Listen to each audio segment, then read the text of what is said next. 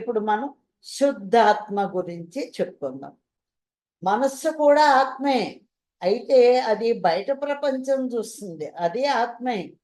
కానీ అది దానికి శబ్దం కావాలి, దాని డైమెన్షన్ శబ్దం కావాలి.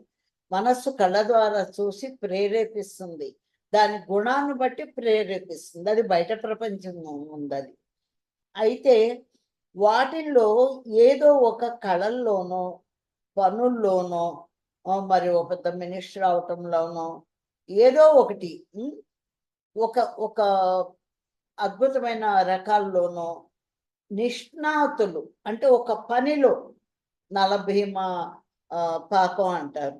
మరి ఇవాళ ఎన్ని వెరైటీలు వచ్చినాయి, చెఫ్లు ఎంతమంది ఉన్నారు, ఎన్ని హోటల్లో ఎన్ని రకాలు వస్తున్నాయి. అంటే దాంట్లో నిష్ణాతులైన వారు చెఫ్ అంటారు. అట్లాగే కళలో నిష్ణాతులైన వాళ్ళ పేర్లు ఉంటాయన్నమాట.